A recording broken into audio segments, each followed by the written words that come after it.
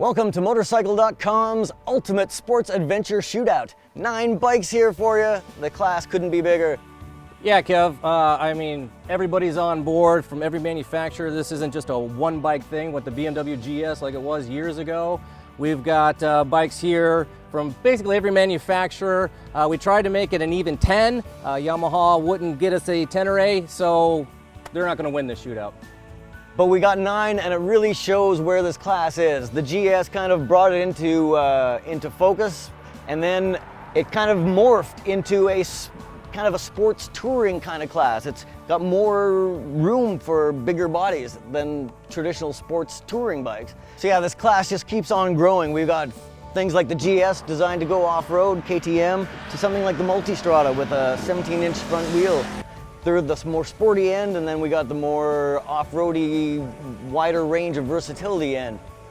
Yeah, Kev, I mean, we've got bikes here with spoke wheels and cast aluminum wheels. We have motorcycles here with electronic suspension, cruise control, other, doohickeys, and then we got some that doesn't have any of this. So the variety of motorcycles spans quite a large degree.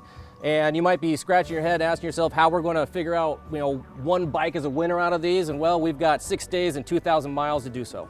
So we're saddling up 9 of these bikes. We're going for an epic journey north of California.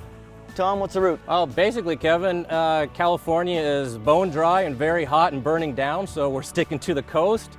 We'll be going up Highway 1 pretty much all the way to Oregon. We got a few campsites along the way, 1 or 2 hotels. And this thing's so big that we had to bring some extra staff in to help us out, and got some special guests here. Come on in. Ooh. Rick Mitchell, former road racer and land speed record holder. Kim Hutchison, former Mo rival. Evans Brassfield, Mo editor. I'm John Burns. I was old Mo, class 2002, and now I'm back again. What year is it now? 2014. Pete Brissett, old Mo, class of 2003. Remember me? Gabe Etzhoken, class of 2004. I'm Sean Alexander, old Mo, class of 2002, new Mo, editorial director. Go team! Yeah! All right, let's saddle up and get on the road. And so the 9 of us set off for points north, armed with adventure-themed motorcycles boasting engines of at least 1 liter of displacement. Riding these big adventure bikes demonstrates the intrinsic worth of the class. They're plenty sporty in the corners, they're comfy mile munchers on the highway, and they can venture off-road where others can't. But for the first day, our adventures would be staged on asphalt and concrete, twisty when we could, freeway when we needed to make time. And eventually, we reached the glory of the Pacific Coast Highway. The majesty of California's coastline never gets old. Our first overnight was in Big Sur, where we offloaded our gear and set up camp.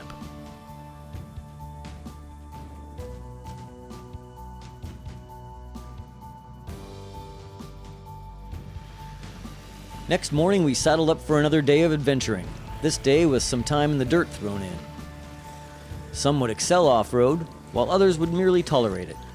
And then back on Pacific Coast Highway and over the picturesque Bixby Bridge. Speaking of nice bridges, we had buzzed into San Francisco and were gliding over the world-famous Golden Gate Bridge. BMW's S1000 XR thrilled us with its awesomely powerful engine, but it comes at a cost. Just really awesome chassis. It's got only a single glaring fault that we can detect, and all of us are detecting it every time we sit on the thing at speed. Like right now, it's 58 miles an hour, top gear, going across the bridge. And my right hand's buzzing like crazy. Both the balls of both feet are buzzing. It's just a buzzy motor. Meanwhile, Kawasaki's Versys 1000 LT mimics the XR's inline-4 motor inside a twin-spar aluminum chassis, but runs much smoother. It's also the value leader of our group, retailing for less than $13,000. The sun set on us as we steamed north from Bodega Bay, showering us with purple hues bouncing off the ocean. We'd arrive in Gualala, our destination for the night, in complete darkness.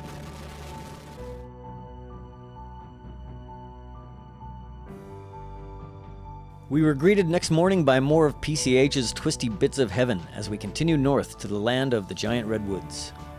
By now, we were well on our way to sussing out each bike. I think the Kawasaki's really super nice bike. It's runs real smooth after get off the BMW. It's a little heavier and a little squishier maybe, but so comfy. I just keep gravitating back to the GS.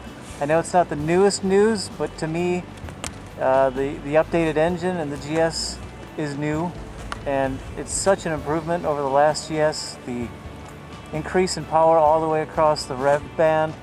The handling is still kind of BMW legendary, and I don't know, it just does everything well. So I'm here on the Suzuki. Something I really like about this thing is it feels kind of like a little sport bike, kind of soft and everything, but it's small. It's got a kind of a peppy engine, and it's super easy to ride. This KTM 1290's very plush ride. Definitely like the seat better on this than the 1190. And there's a few more electronic options which really flip my switch too. Any general observations about the trip? We're in the Redwoods right now. This trip, Motorcycle.com puts the fun in dysfunction. After stopping for supplies in Oric, we once again were riding into the night, arriving at Prairie Creek Redwoods campground after sunset. Hot dogs were grilled and washed down with some adult beverages. Tall tales were told around the campfire. 3 days down, it was time to head back south. Rolling through the Avenue of Giants was mesmerizing.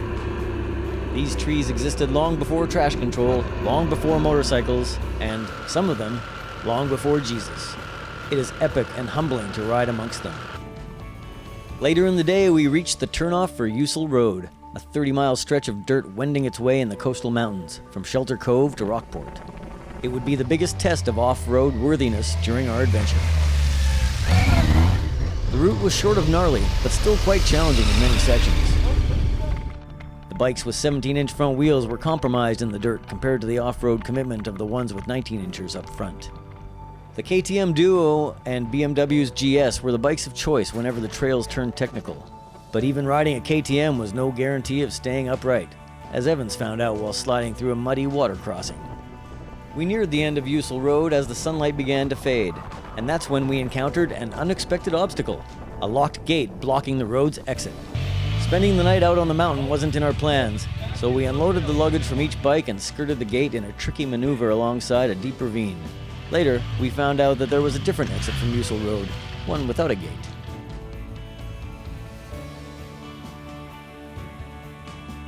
Our riders who think dirt is only good for growing potatoes were happy to again be on paved roads. We headed south and linked up a few choice side roads for our entertainment. Favorites had emerged for each rider, but the group's overall level of competence meant that no one was unhappy on any bike here. Riding through San Francisco is always a little epic, especially when traversing the Golden Gate Bridge.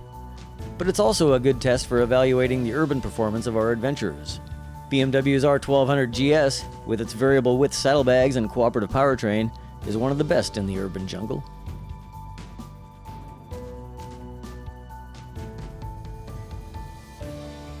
Our last day on the road gave us one more crack at the magnificence of Pacific Coast Highway. Ducati's Multistrada polarized riders. Lighter ones raving, while heavier ones didn't. All liked the clever pinch and slide windshield adjuster that allows easy on-the-fly adjustments. Soon we'd run the PCH course and made our way to Morro Bay, where we try to digest our findings and sort out this no net of capable and versatile adventure bikes. Make sure to check out the conclusion video to our Ultimate Sports Adventure Shootout. The tire's letting me do this because it's my birthday. It took 6 hours of convincing it. Slow it first, think faster. There you go. Okay, now can you do that through back again? Keep your finger over that and let me